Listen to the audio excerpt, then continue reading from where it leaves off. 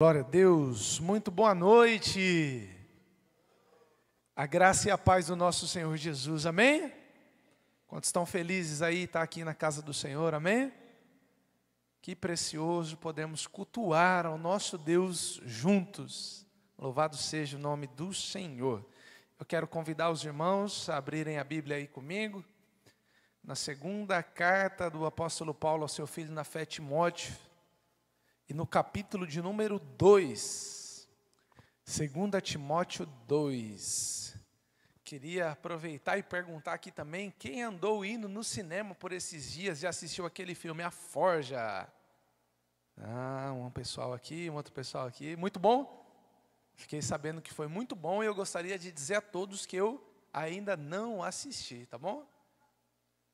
Mas estou comentando isso porque hoje vamos falar sobre discipulado. Através desse texto precioso, vamos falar tanto do privilégio como da responsabilidade que temos como discípulos de Jesus.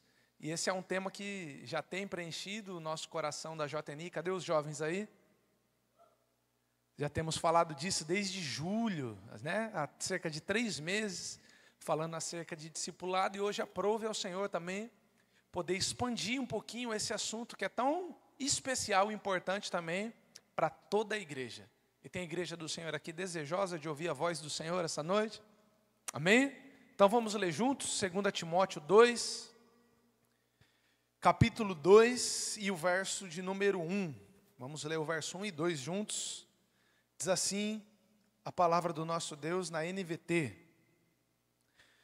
Meu filho, seja forte por meio da graça que há em Cristo Jesus. Verso 2. Você me ouviu ensinar verdades confirmadas por muitas testemunhas confiáveis. Agora, ensine-as a pessoas de confiança que possam transmiti-las a outros. Amém? Palavra do Senhor para nós, feche seus olhos, vamos orar juntos.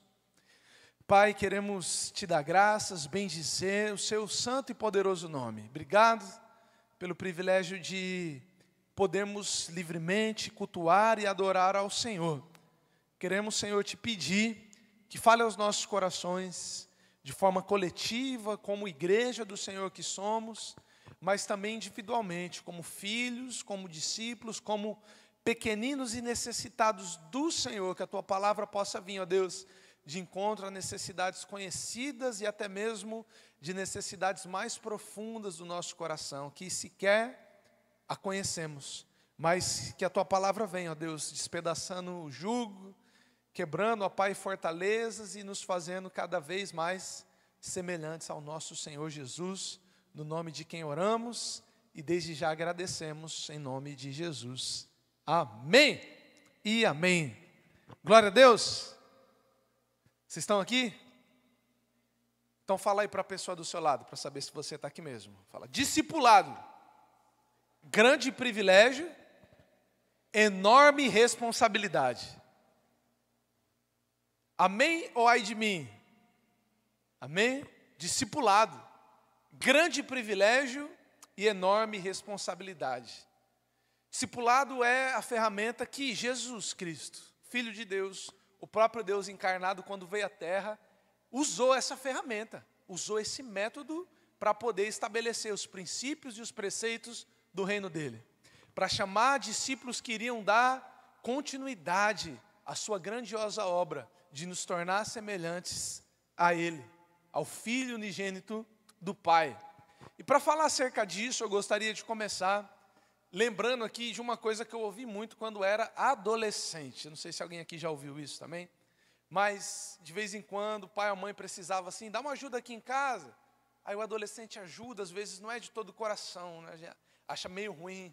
Aí eu ouvia meu pai falar assim, para ajudar em casa é um gatinho, né? Mas para comer é um leão. Alguém já ouviu? Alguém se identifica aí com isso? Já ouviu essa frase? Tem gente que é assim, não é verdade? Para trabalhar é um gatinho, mas para comer, para dormir, adolescente gosta de dormir. Quem gosta de dormir aí? Para dormir é um leão, né? Mas na hora de produzir, estou tão cansado hoje. E queridos, no contexto de igreja, no contexto de povo de Deus, no contexto de discípulos, nós precisamos nos alertar, porque tem gente que para trabalhar, para servir o Senhor na igreja, é meio devagar, né? Mas quando o assunto é mercado profissional, o camarada é um leão, a mulher é uma leoa. Quando o assunto é estudar, e o nordestino gosta muito de estudar, não é verdade? O moçoroense acho que gosta um pouquinho mais. Isso é uma característica boa, excelente, louvável, né? Eu acho que metade dos moçoroenses já são funcionários públicos e a outra metade está estudando para o concurso. Quem se identifica aí? Deixa eu ver. Né? Ou está estudando, ou já estudou, já passou, está planejando passar em algum concurso, né? E tem gente que para estudar um leopardo, um guepardo, é bravo. E no contexto de igreja tem gente que para exigir, tem gente que para criticar a igreja do Senhor é um tigre, é bravo. Mas quando o assunto é fazer discípulos, é um gatinho. Conhece gente assim? Quando o assunto é fazer discípulos, lambe e nada. Nada de fazer discípulos. E eu tenho algumas perguntas para a igreja do Senhor. Temos igreja do Senhor aqui essa noite? E a pergunta inicial é: como seria essa comunidade de fé se todos os discípulos de Jesus que aqui estão tivessem o mesmo nível de comprometimento que você, boy, que você, mulher, tem com o discipulado? Como seria o avanço do reino de Deus se todos na igreja amassem a Deus da mesma maneira no qual você ama? Como seria? O reino avançaria? Se todos nessa comunidade de fé se entregassem à oração da mesma forma do que você, se todos aqui servissem ao Senhor no mesmo nível de entrega que você serve. E uma pergunta muito especial: vocês viram o testemunho lindo, a oferta de alabastro hoje, amém? Muito lindo, não é verdade? Mas se todos aqui essa noite fossem generosos da mesma forma que você é generoso, da mesma forma que você é generosa, quantos hospitais, quantas escolas e quantas igrejas seriam construídas no mundo nos próximos 4 anos?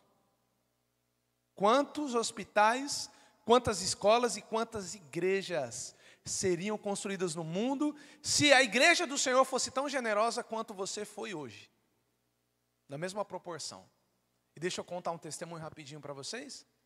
Esse que vos fala aqui, essa noite, é mais um testemunho que se converteu através de uma igreja que foi construída com oferta de alabastro, com a generosidade de irmãos e de irmãs, que há mais de 60 anos atrás, eu nasci para o Senhor na 3ª igreja do Nazareno construída no nosso Brasil, em Osasco. Se não me falha a memória, 63 anos agora, em novembro, vai fazer essa igreja. E ali eu me converti, ali eu me batizei, ali eu fui chamado para o ministério, ali eu liderei jovens, pastoreei pessoas, ali conheci minha esposa, ali apresentei o meu filho, até receber o chamado de poder vir aqui para essa terrinha tão boa que manda leite e mel. Mas quantas mais pessoas vão poder se converter como o pastor Antônio Carlos, como eu me converti, se depender da generosidade, se depender do seu amor por Deus e pela obra de Deus. Igreja querida do Senhor. Hoje, quando falamos sobre discipulado, e vamos falar, é o nosso tema aqui, eu quero falar com vocês sobre um compromisso profundo que, como discípulos do Senhor, nós precisamos ter com a igreja de Deus e com o Deus da igreja. Um compromisso genuíno, sincero, abnegado, no qual só um discípulo de Jesus tem. Ninguém mais na face dessa terra terá. E é um tipo de compromisso que nós precisamos saber, é muito mais do que vir à igreja num domingo de ceia. Você está aqui nesse domingo de ceia do Senhor, amém? Você está em casa, cultuando, ceia do Senhor, não pôde vir, está aí assistindo online. E glória a Deus por isso. Mas o compromisso que Jesus requer dos seus discípulos é muito mais do que vir ao culto ou uma programação especial, um Nasacamp, um retiro, do que participar de algumas programações. Nós precisamos mais do que vir à igreja, sermos a igreja do Deus vivo, sermos a coluna e o baluarte da verdade, o fundamento dela na segunda-feira, na sua escola, no seu trabalho, na academia, no seu lar, na sua vizinhança. Ao ir ao mercado, nós precisamos ser discípulos de Jesus, que tem um compromisso radical com o Mestre. E que não somente tem compromisso com a estrutura da igreja, mas que amam ao Senhor da igreja, que andam na presença dEle, que amam, como é o tema desse nosso ano, amém? Em minha presença. E queridos, viver, andar e amar essa presença, muda a gente por completo. Muda as nossas ações, a visão, o que pensamos, o que sentimos, muda todas as nossas interações com o mundo e nos faz distintos e diferentes.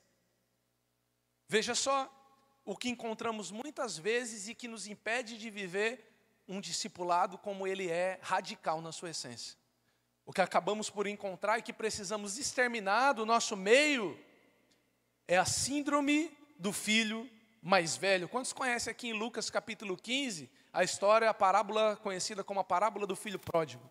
Você se lembra que o filho mais novo, mais moço, perde a sua parte da herança, sai de casa, gasta todo o seu dinheiro, sente vontade de comer as bolotas dos porcos e não tendo como fazer, ele cai em si, ele se arrepende, ele fala, vou voltar à casa do meu pai, vou pedir perdão, tomara que ele me aceite e me trate como um dos seus servos, dos seus escravos. Então ele volta, e quando ele volta, o que o pai faz? O pai já está à porta, à janela ali esperando, com anel, com uma aliança, com sandálias, com vestes, chama um dos seus empregados e pede para matar um novilho gordo. E qual é essa síndrome do filho mais velho? Você acha que o filho mais velho ele fica feliz porque o seu irmão mais novo voltou para casa? Não. Inclusive, ele nem considera o seu irmão como irmão. Ele diz assim, ó, esse seu filho voltou para casa. Essa síndrome do irmão mais velho é quando nós, ao invés de sermos discípulos e discípulos maduros, nós nos vemos servindo ao Senhor, cumprindo regras, usando até os nossos dons para servir. Quantos estão servindo ao Senhor aqui em ministério? Deixa eu ver. Essa noite, ó, mais um número muito bom, glória a Deus. Mas quando nós fazemos só isso, achando que estamos servindo, cumprindo regras, usando até os nossos dons, mas desconhecemos o coração do Pai, que é um Pai de amor, então nós não compreendemos as suas ações, e nós não desfrutamos da sua maravilhosa presença. A síndrome do filho mais velho é um filho que está dentro da casa do pai, mas não tem identidade de filho, se sente um empregado. Há quanto tempo eu te sirvo? Olha aqui, Deus. E por não ter o coração do pai, ele não consegue se alegrar com o retorno do seu irmão. Por não ter o coração do pai, a síndrome do filho mais velho gera em nós um desprezo pela salvação dos perdidos, quando nós deveríamos nos dedicar como igreja e como discípulos pela salvação dos perdidos. Essa síndrome do filho mais velho faz com que nós não celebremos a volta dos filhos pródigos, mas ao invés disso, nos colocamos em uma posição de julgamento, censuramos o pai, olha aí esse seu filho, e criticamos os discípulos amorosos de Jesus, que estão dispostos a abraçar e a receber esses filhos perdidos. Agora, por que fazemos isso ao invés de agirmos como discípulos? É porque vivemos por um sofisma, por um pensamento equivocado. E pensamos que a igreja é simplesmente um lugar para cumprirmos uma agenda semanal, ou para cumprirmos uma tarefa ministerial. Mas, meus amados irmãos, quando falamos de discipulado, eu quero afirmar para vocês que igreja não é somente isso. Isso é parte do que é ser igreja. Agenda, compromisso ministerial, mas a igreja é muito mais do que isso. A igreja é um lugar de discipulado, e discipulado é um grande privilégio, mas também é uma enorme responsabilidade. E como é que nós podemos fazer então para desfrutar dessa ferramenta, desse privilégio, dessa graça abundante que o Senhor deixou para nós? Esse método chamado discipulado, se não por meio da graça, queridos. É somente pela graça que nós somos fortalecidos para essa comunhão, por meio da graça que é em Cristo Jesus. É por isso que Paulo está escrevendo para Timóteo, e a sua primeira instrução nesse capítulo 2 é: meu filho, meu discípulo, seja forte por meio da graça que há em Cristo Jesus. Texto que nós lemos, o primeiro verso. E o que Paulo está dizendo para Timóteo não é exclusivo para Timóteo. O próprio Paulo se movia por meio da graça, porque quando a graça do Senhor está sobre nós, discipulado se torna um tema importante. Discipulado se torna um tema que passa a me consumir. Eu estranho. Como é que pode um crente, um cristão, não se importar em ser discipulado e nem discipular ninguém? E movido pela graça, porque a vida do apóstolo Paulo está cheio da graça do Senhor, a igreja de Corinto, ele também vai dizer, depois de afirmar que nem sequer ele era digno de ser chamado apóstolo, pois ele foi um perseguidor da igreja. Em 1 Coríntios 15, no verso de número 10, ele vai dizer: mas agora, porém, eu sou o que eu sou, e isso, porém, se deve inteiramente à graça de Deus, a graça que Deus derramou sobre mim, e que essa graça não foi inútil. Se a graça do Senhor está sobre nós, assim como Paulo, ele vai dizer: trabalhei com mais dedicação do que qualquer outro apóstolo, e no entanto, não fui eu, mas Deus, que em sua graça operou por meu intermédio. Deus continua utilizando esse mesmo método para operar no meio da sua igreja. E queridos, percebam, Paulo trabalha fortalecido pela graça, e fortalecido pela graça, o que ele faz? Discípulos. Porque discipulado é um elo de ligação entre as gerações. Paulo está dizendo a Timóteo: filho meu, fortifica-se na graça que há em Cristo Jesus. Verso de número 2. Aquilo que nós conhecemos, querido, como JNI, como o Ministério de Jovens, a Fórmula 222. Por quê? 2 Timóteo, capítulo 2 e verso de número 2. O elo entre as gerações. O que Paulo vai dizer?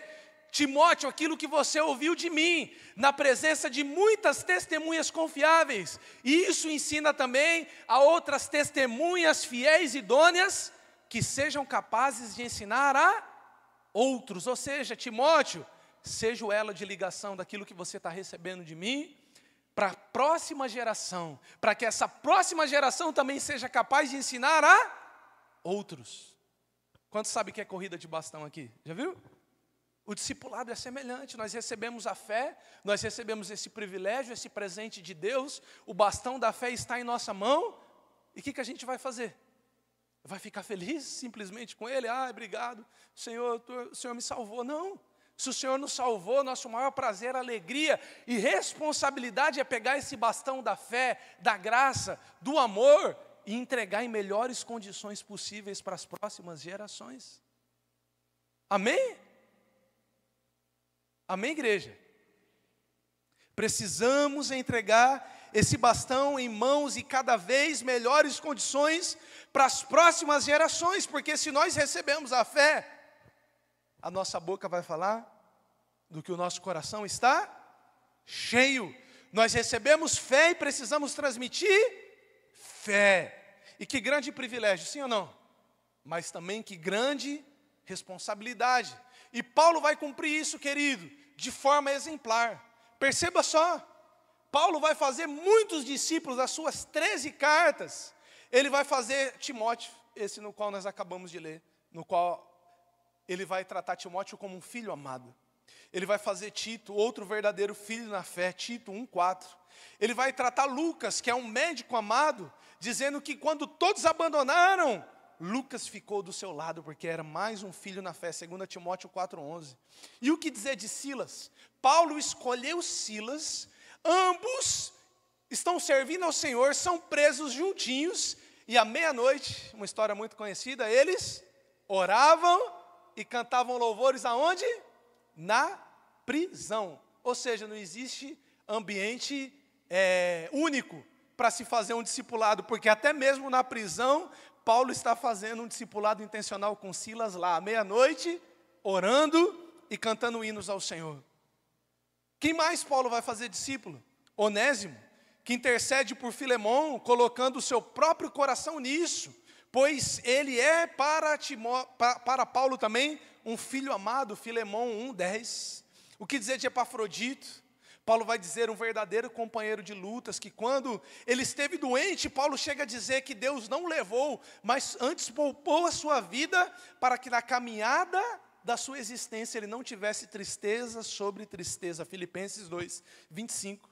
E esse casal, essa família, Priscila e Áquila, cooperadores de Paulo, que no avanço pelo evangelho, Paulo chegou a morar um tempo na casa desse casal, para que não fosse pesado para a igreja, podendo construir tendas e podendo exercer a sua função de missionário, de pastor e de discipulador, para que o reino do Senhor pudesse avançar.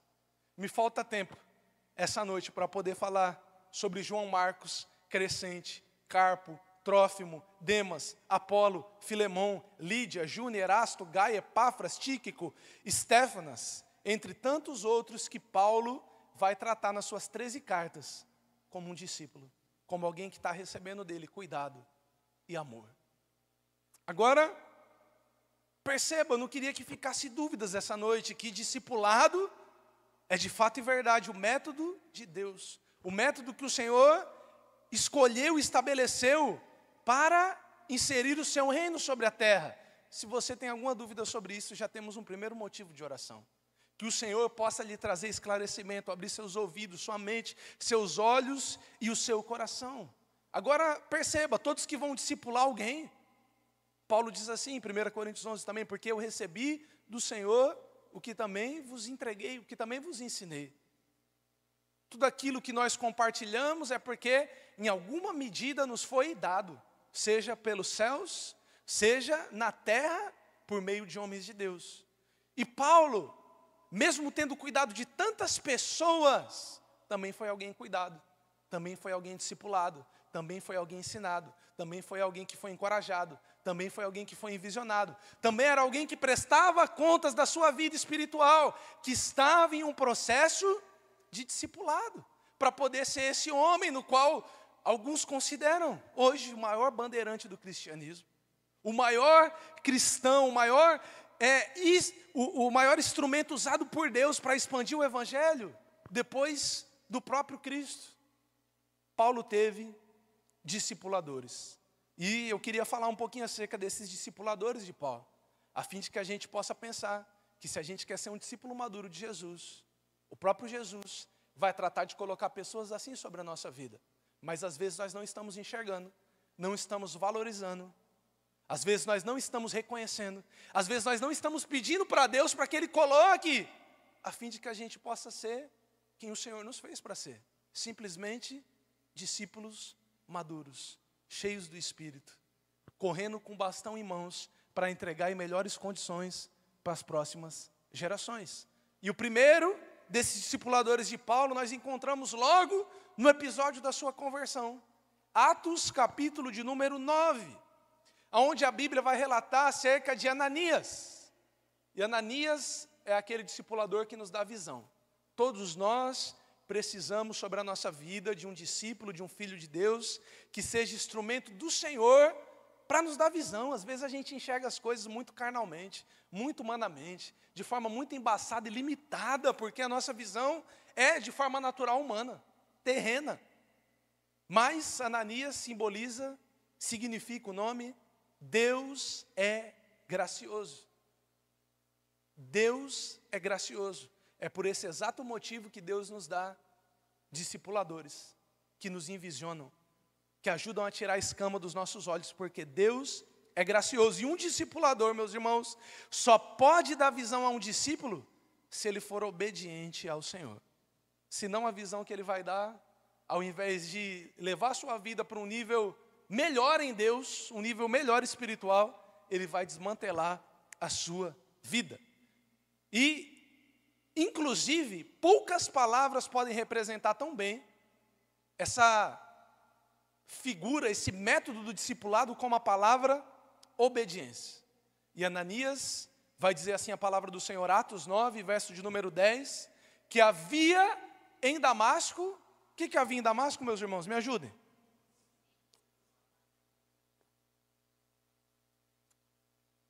Esse pequeno trecho aí é um dos meus preferidos da Bíblia. Havia em Damasco um discípulo chamado Ananias. Sabe só que essa afirmação bíblica ela representa?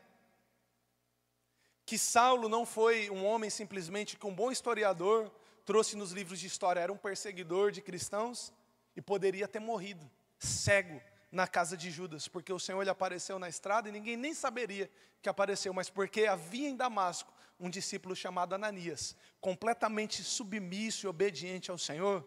Então o Senhor lhe apareceu numa visão. Olha o que diz a continuidade do texto. O Senhor lhe chamou numa visão dizendo: Ananias! E o que um discípulo do Senhor faz? Ele ouve e obedece. Sim, Senhor, respondeu ele. Ou, em outras palavras, eis-me aqui, Senhor, porque um discípulo de Jesus é um discípulo obediente.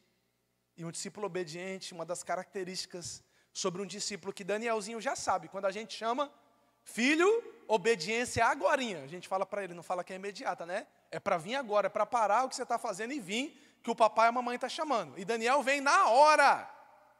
Um discípulo de Jesus é alguém assim, que Jesus te chama no meio do trabalho. Que Jesus pode te chamar lavando louça, quando você está estressado, aí você fala assim, peraí que eu estou estressado. Não, você ouve, porque você é ovelha, porque você é um discípulo, porque você é um filho. E aí aquela voz te acalma, e aquela voz muda aquilo que está, aquele caos interno no seu coração, e você, sim Senhor, o seu servo ouve. Pode falar que o seu servo ouve. Mas a obediência de Ananias não é somente imediata, ela é uma obediência interna. E se você perguntar para Daniel, ele também sabe, ele vai falar, é de coração, né filho? Você veio aqui, mas é de coração, não vem reclamando não. Porque a obediência de Ananias, no verso de número 12, ele vai dizer assim, eu tenho ouvido muita coisa a esse respeito, como esse tal Saulo enviou cartas e prendeu, e ele mata pessoas porque Saulo era um sanguinário. E Ananias, no final das contas, é aquilo que mais à frente a Bíblia vai dizer, como todos os outros discípulos, estava com medo. Imagina só, o que Deus quer que eu vou me envolver lá com aquele camarada? Mas só que Ananias é um discípulo, e discípulo é sinônimo de obediência. Então Ananias pergunta, Senhor, é isso mesmo? Não tem problema a gente perguntar para o Senhor. Mas o problema é quantas vezes você precisa perguntar. O Senhor já disse, o Senhor já confirmou. Aí você fala, confirma mais uma vez, confirma mais uma vez, confirma mais uma vez. Espera aí, você é um discípulo? Ou o quê? Você é ovelha ou você é um bode? Você é joio ou você é trigo? O Senhor falou, Ele confirmou uma vez, já é suficiente para a gente obedecer. E aí, o que Ananias queria? Não só falar eis-me aqui com seus lábios, mas falar eis-me aqui com seu coração. Porque aí Jesus vai falar, sim, vá porque esse é para mim um vaso escolhido para levar o meu nome perante os gentios. Eu lhe mostrarei o quanto importa que ele sofra pelo meu nome. E aí o que Ananias faz? Verso 17 vai dizer, ele vai. Porque para um discípulo missão dada é missão cumprida. E Ananias vai, obedece. Agorinha, obedece de coração. E como a gente tem ensinado para o Daniel, tem que obedecer tudinho. Não é só essa parte não, filho. Tem que obedecer tudinho, porque a obediência ela também é inteira. Ananias vai à rua direita, à casa de Judas, procura por Saulo, estende as mãos, e o que mais me impressiona nesse texto é a obediência inteira de Ananias. Porque o filho pródigo está lá triste, porque o irmão voltou, esse seu filho.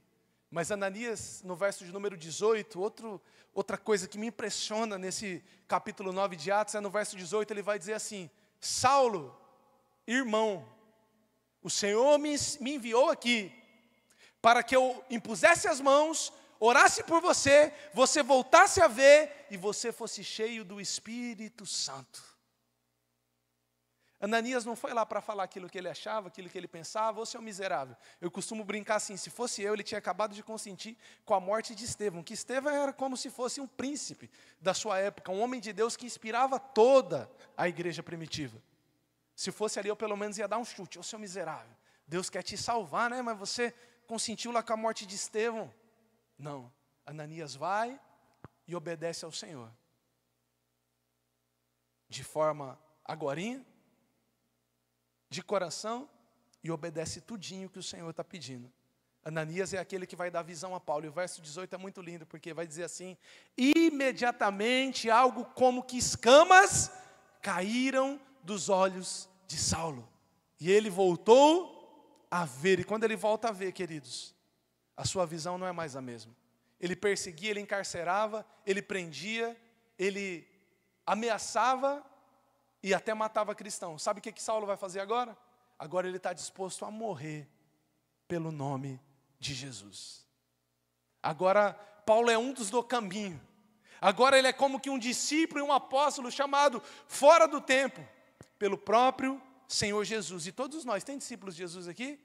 Precisamos de um discipulador, de alguém que seja obediente ao Senhor, que seja instrumento para nos dar visão sobre a nossa própria vida.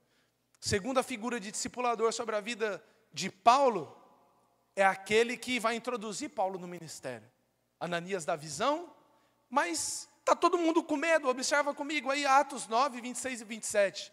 Quando Saulo chegou a Jerusalém, ele tentou encontrar com os discípulos de Jesus. Mas todos estavam com o quê? Com medo dele, pois eles não acreditavam que ele tivesse se tornado um discípulo. Então, quem é que se levanta? Barnabé o levou aos apóstolos e lhes contou como Saulo tinha visto o Senhor no caminho para Damasco. E como ele lhe havia falado. Contou também que em Damasco Saulo havia pregado corajosamente em nome de Jesus. Barnabé é aquele que vai acreditar, introduzir Paulo. O significado de Barnabé é encorajador, ou filho da consolação. É aquele que está todo mundo com medo de você, mas eu te dou uma oportunidade. Quantos aqui estão servindo ao Senhor, que levantaram a mão? Por que você está servindo ao Senhor? Porque teve um Barnabé sobre a sua vida. Alguém que te ouviu, alguém que te aceitou no ministério, alguém que abriu uma porta, alguém que te encorajou. Alguém que acreditou no chamado de Deus sobre a sua vida. E um discipulador como Barnabé, ele só pode encorajar, ele só pode acreditar nos outros por causa da sua generosidade. Em Atos capítulo 4 vai dizer que Barnabé vendeu uma propriedade e depositou o dinheiro todinho aos pés dos apóstolos para poder socorrer os necessitados em Jerusalém. Quem acredita nas pessoas é porque tem plena convicção da sua identidade em Deus. Sabe quem é. E sabe que tudo o que tem e que é, pertence ao Senhor Jesus. Então, é capaz de acreditar, de ser um trampolim, de dar espaço, de dar plataforma, porque sabe que a realidade do reino dos céus continua sendo a mesma há 2000 anos. Qual é a realidade? Muito trabalho e poucos trabalhadores. Então, Barnabé está sendo esse instrumento de encorajamento. Mas há uma terceira figura sobre a vida de Paulo, um terceiro discipulador sobre a vida dele, no qual penso, igreja, que todos nós precisamos. E essa terceira figura, de nome mais peculiar possível, é aquele que reanimou a Paulo no Senhor muitas vezes. Onesíforo, que significa ajudador ou portador de ajuda. Em 2 Timóteo 1,16, vemos a importância desse camarada, de nome peculiar, sobre a vida de Paulo. E vai dizer assim a palavra do Senhor: que o Senhor demonstre misericórdia a Onesíforo e a sua família, pois muitas vezes me animou em suas visitas e nunca se envergonhou de eu estar na prisão. Queridos, esse texto fala demais ao meu coração. Eu já começo a viajar como o nosso pastor Cláudio sempre fala, que tem a mente fértil. Sabe o Fantástico Mundo de Bob? Você começa a enxergar, colocar cheiro e cor nessa história. Eu queria convidar vocês a colocar um pouquinho de cheiro e cor sobre a vida e a história desse último discipulador, desse último modelo de discípulo de Jesus que foi tão importante sobre a vida do apóstolo Paulo. Onesíforo, queridos, foi um instrumento de bálsamo, de refrigério e de refresco sobre as ardentes batalhas de Paulo em favor do Evangelho. E a Bíblia vai dizer que o Senhor conceda misericórdia à família, à casa de Onesíforo. O que se destaca, que é diferente aqui, é saber que Onésiforo recebia Paulo na sua própria casa, com a sua família. Discipuladores de Jesus têm essa característica de abrirem a sua casa para reanimar outros, para abençoar outros, para ouvir outros, não para falar mal de ninguém, não para fofocar, mas para honrar e para glorificar o nome do Senhor. E aí, queridos, naquela casa, ou independente, como o texto também nos dá a entender que Onésiforo chegou a visitar Paulo na prisão, seja na mesa da sua casa, ou seja no cárcere, seja comendo aquilo que for, que quem recebe em casa costuma servir um cafezinho, né? Ou uma água, pelo menos. Eu gosto de fazer cuscuz e bolo de milho para receber. É uma coisa simples, prática e bem nordestina e deliciosa. Mas independente do que era servido, se era um cuscuzinho com café, ou se era uma dieta lá João Batista, mel silvestre com gafanhotos, o importante não era aquilo que estava na mesa, mas quem estava na mesa. E o discipulado é sobre isso.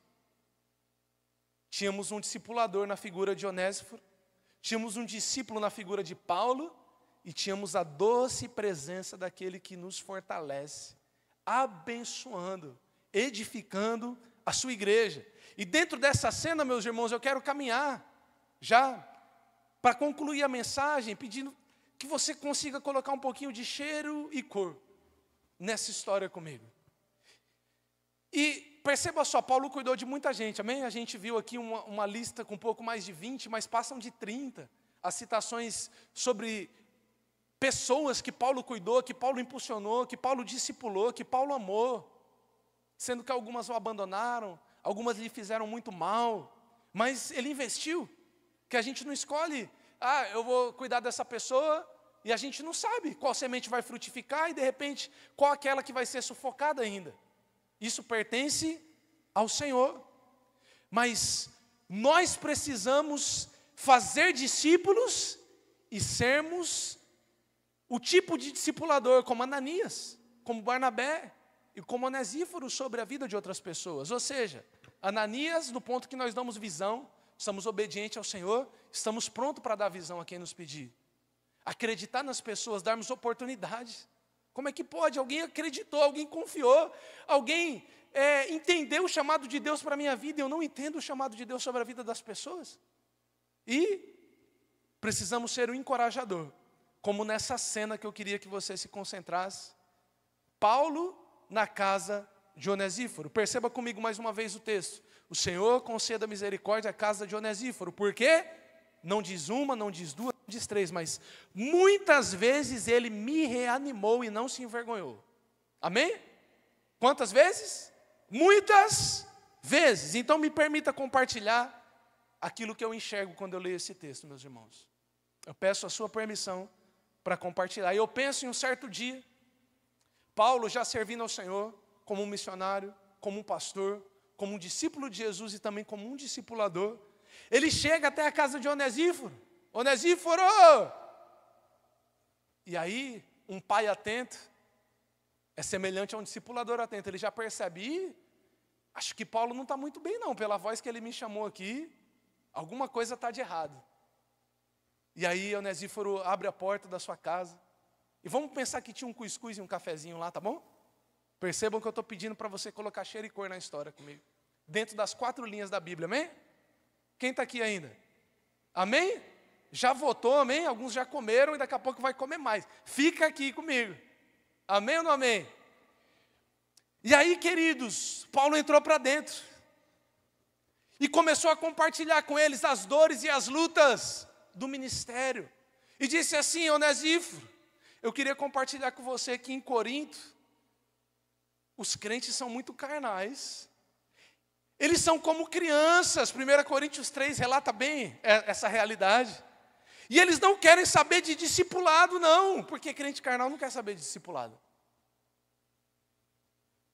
E olha, eu estou ensinando eles já há semana, há meses. Mas eles ainda estão com costumes, com pensamentos e com atitudes muito mundanas. O que eu faço, meu amigo? Ora por mim, me dá um conselho.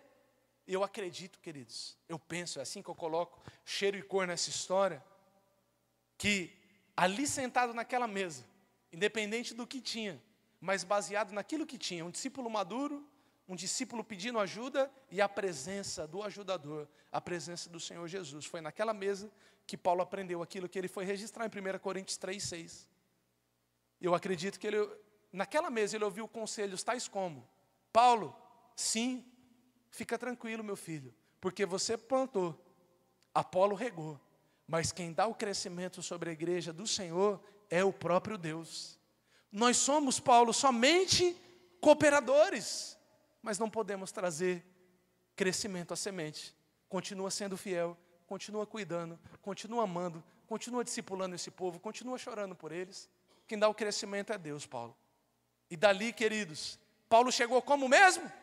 Desanimado. Quantas vezes? 1, 2, 3? Não, muitas.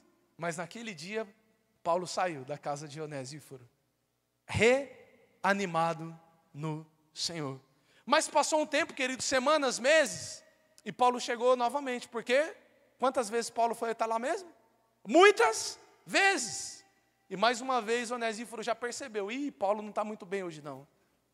E chegando lá um pouco cansado, Paulo começou a abrir o seu coração e já confirmou como um bom discípulo: Onesíforo, eu já entendi que quem dá o crescimento é Deus, mas meu irmão, meu discipulador, olha só, me ajuda a lidar aqui com algumas oscilações que eu estou no ministério. Porque olha só o que me aconteceu durante esses dias. Eu tive em Damasco e lá eu fui perseguido. Eu tive em Jerusalém, lá eu fui rejeitado. Eu tive em Tarso, eu fui esquecido. Eu tive em Listra, eu fui apedrejado. Eu tive em Filipos, eu fui açoitado. Eu tive em Tessalônica, eu fui expulso. Eu fui convidado a me retirar da comunhão em Bereia, chamado de tagarela em Atenas. Em Corinto me chamaram de impostor. Onesíforo, o que você tem a me dizer, meu amigo? E queridos, eu acredito que naquela mesa, tá? É eu colocando cheiro e cor e tentando decifrar as palavras do apóstolo Paulo, que são inspiradas pelo Espírito Santo, mas que certamente passam pelas experiências que ele teve. E quando eu leio a carta de Paulo a Filipenses, a igreja de Filipos, no capítulo 1 e verso de número 12, eu acredito que aquilo que Paulo escreve foi aquilo que ele aprendeu na mesa com Onesíforo. E Paulo vai escrever assim: eu quero que saibam, meus irmãos filipenses, que tudo o que me aconteceu tem antes ajudado a propagar as boas novas, tem antes servido para o progresso do Evangelho. E no capítulo 4, verso 11 a 13, ele vai continuar dizendo: e eu não estou dizendo com isso que eu não esteja necessitado, porque eu aprendi a me adaptar, ou seja, a viver contente em toda e qualquer circunstância. Tanto eu sei passar necessidade como ter fartura. Eu aprendi o segredo de viver contente em toda e qualquer situação, seja bem alimentado, seja com fome, seja tendo muito ou passando necessidade. Tanto sei ser humilhado, como sei ser honrado. Eu posso todas as coisas em Cristo que me fortalece. Como é que Paulo chegou à casa de Onesíforo? Mais uma vez desanimado. Como é que ele saiu? Mais uma vez encorajado no Senhor. Mas me permita uma terceira e última cena, queridos, que eu visualizo quando a Bíblia diz que por, não uma, não duas, não três, mas por muitas vezes Paulo foi reanimado aonde? Na casa de Onesíforo. Sabe o que eu enxergo, meus irmãos? Pode ser que por mais um dia Paulo chegou e com uma voz bem forte: Onesíforo, vim tomar um café. E aí Onesíforo falou assim: hoje Paulo está bem. Só que não. Paulo mais uma vez começa a abrir o seu coração, muito feliz em rever seu amigo, mas também muito esgotado. E ele sempre começa reafirmando as lições que ele já aprendeu. E ele diz: olha, meu amigo, eu já entendi que quem dá o crescimento à igreja é Deus. Eu já entendi que eu posso todas as coisas naquele que me fortalece. Mas eu queria compartilhar as dores de um discípulo de Jesus, de alguém que está dando a sua vida para passar o bastão em melhores condições para as próximas gerações. E esse negócio de discipulado é um privilégio. Eu sei que Deus me resgatou do império das trevas e me trouxe para o reino do Filho do seu amor. Eu sei que em Jesus eu tenho a redenção dos meus pecados. Eu sei que eu tenho vida nova. Eu sei que Ele me fez nova criatura nele. Mas, Onesíforo, deixa eu contar aqui algo para você, que eu até já compartilhei com a igreja de Corinto. Ela está avançando. Eles já não são mais tão carnais. Deus está dando crescimento. E eu escrevi lá em 2 Coríntios, no capítulo 11, no verso 23, aquilo que eu gostaria de falar para você, Onesíforo. Eu sei, meu amigo, que às vezes eu dou a impressão de estar sendo louco. Verso 23 de 2 Coríntios 11. Mas digo, meu irmão, que eu tenho servido muito mais, porque a graça do Senhor está sobre mim.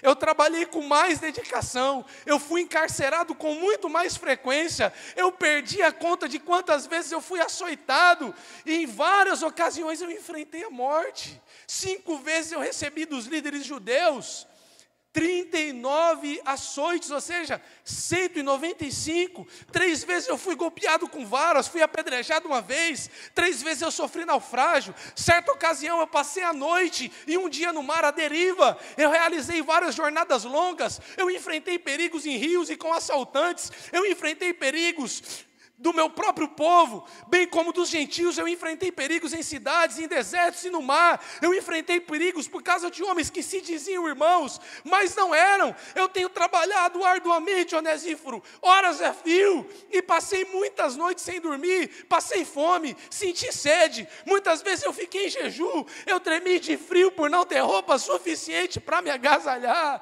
e além disso, pesa sobre mim diariamente a preocupação com os demais discípulos, com os demais filhos, com os demais servos do Senhor, com as demais igrejas, Onesíforo. Porque eu recebi um privilégio, mas eu também recebi uma responsabilidade, meu amigo. E o que você tem para me dizer sobre isso? Você pode orar por mim? Eu acredito, queridos, que foi ali sentado naquela mesa, por muitas vezes, que o apóstolo Paulo aprendeu princípios no qual ele relatou. Eu acredito que em uma dessas ocasiões, ele aprendeu aquilo, depois de se sentir desanimado e de ser reanimado no Senhor. Eu acredito que ele aprendeu com Onesíforo aquilo que ele vai relatar à igreja de Roma, no capítulo 8, no verso de número 18. E uma dessas vezes, Onesíforo olhou bem nos olhos de Paulo e falou: Paulo, a vida cristã, o discipulado, a missão de Deus não é um parque de diversões. O sofrimento é real. Mas Ele prometeu estar conosco todos os dias, Paulo. Ele prometeu. E você pode ter por certo, Paulo, de que os sofrimentos do tempo presente, eles não podem ser comparados com a glória que há de ser revelada em nós. Fica firme, Paulo. O Senhor está com você.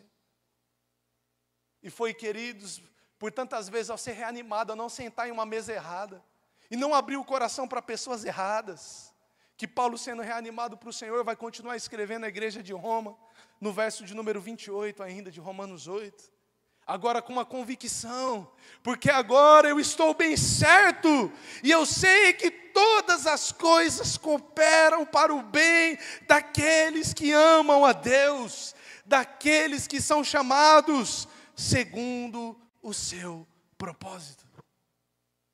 A vida de discipulado, há muitas provações, dores, lutas, tribulações, mas Paulo aprende sentado naquela mesa que nada é mais real sobre a vida de um discípulo de Jesus do que o amor do próprio Deus que está na pessoa bendita de Cristo Jesus. Que o salmista vai dizer: o seu amor e a sua graça são melhores do que a própria vida. E é sobre essa perspectiva, agora, de alguém encorajado, de alguém reanimado, de alguém fortalecido, de alguém alegre e pronto para servir ao Senhor e, se necessário for, morrer pela sua fé, que Paulo vai relatar à igreja de Roma a partir do verso 31 ainda do capítulo 8. O que diremos, pois, à vista dessas coisas? Se Deus é por nós, quem será contra nós? Aquele que não poupou o seu próprio filho, antes, por todos nós o entregou, porventura, não nos dará graciosamente com ele todas as coisas? Quem intentará acusação contra os eleitos de Deus? É Deus quem os justifica. Quem os condenará? É Cristo Jesus, quem morreu, ou antes, quem ressuscitou, o qual está sentado à direita de Deus e também intercede por nós. Quem poderá nos separar do amor de Cristo? será a tribulação, será a angústia, será a perseguição, será a fome, nudez, perigo ou espada. E Paulo fala, não conjecturando, mas com uma certeza no seu coração, como está escrito, por amor de ti somos entregues à morte todo dia, fomos considerados como ovelhas para o matadouro, mas em todas essas coisas, porém, nós somos mais do que vencedores por meio daquele que nos amou. E uma vez encorajado, e uma vez reanimado no Senhor, Paulo vai dizer com convicção no verso 38, porque eu estou bem certo de que nem a morte, de que nem a vida, de que nem os anjos, de que nem os principados, e nem as potestades, e nem o presente, e nem o porvir, e nem os poderes, e nem as alturas, e nem outra criatura qualquer poderá nos separar do amor de Deus que está em Cristo Jesus, o nosso Senhor. E é esse Paulo, meus irmãos, é esse Paulo, igreja do Senhor, que uma vez envisionado por Ananias, que uma vez lançado no ministério por Barnabé, que por muitas vezes encorajado a permanecer firme na graça e no amor de Deus por Onesíforo, escreveu a Timóteo as palavras que nós lemos, e que ecoam os nossos corações até os dias de hoje. Meu filho, meu discípulo, seja forte por meio da graça que há em Cristo Jesus. E o que você ouviu e viu de mim, as verdades confirmadas por muitas testemunhas, por muitos discípulos, agora Timóteo, agora discípulos de Jesus, ensine as outras pessoas, fiéis e idôneas, confiem a outras pessoas que sejam capazes de transmitir a outros, e a outros, e a outros, e a outros, e fazer discípulos de todas as nações, até que o nosso Senhor Jesus venha para buscar a sua igreja. Esse é o método, essa é a ferramenta, esse é o mecanismo que Jesus nos deixou para o andamento da igreja. E queridos, já finalizando, pode chegar o louvor. O que eu queria que ficasse muito forte no seu coração é que ser discípulo é opcional. Quem aqui foi obrigado a servir Jesus? Alguém foi obrigado a servir Jesus? Fala, eu sou obrigado a seguir Ele. A igreja me obrigou, meus pais me obrigaram, o país me obrigou. Não, vivemos um estado laico. Ser discípulo de Jesus é opcional. E é um grande privilégio. Mas uma vez que somos discípulos, fazer discípulos de Jesus não é opcional. É uma responsabilidade nossa. Jesus disse, quem quiser vir após mim, ser meu discípulo, negue a si mesmo, tome a sua cruz e me siga. Quem quiser. Mas uma vez que é discípulo, todo o poder e toda a autoridade lhe foi dada.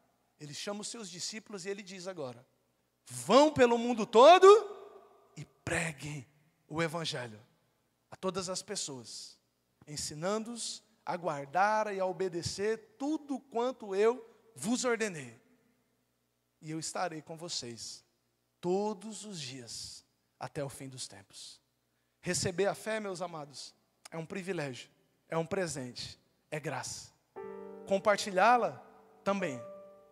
Mas é uma enorme responsabilidade. Eu quero convidar você a ficar em pé, enquanto eu apresento 2 motivos de oração. Eu quero desafiar vocês, igreja do Senhor, a 2 posturas essa noite. 2 motivos. O primeiro é, talvez você precise ser encorajado. E orar essa noite por um discipulador. Talvez você precise dizer, Senhor, eu sou crente, sem visão. A minha visão é carnal, é humana, é limitada, eu não estou nem aí. Eu sou como aquele filho mais velho, estou com essa síndrome. Eu não me alegro, eu não me importo com a salvação de ninguém. Eu sou um crente sem missão. Senhor, levanta um Barnabé sobre a minha vida, Senhor. Eu sou um crente sem força, sem ânimo. Senhor, levanta um Onesíforo, uma casa de Onesíforo. E hoje o Senhor quer reanimar você que vai orar assim, dizendo: seja forte por meio da graça que há em Cristo.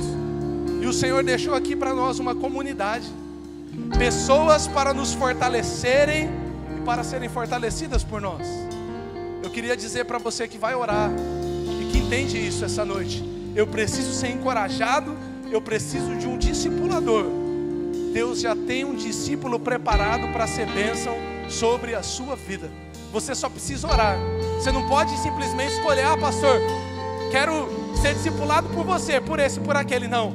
Deus enviou pessoas específicas sobre a vida de Paulo, para que ele pudesse ser quem ele foi.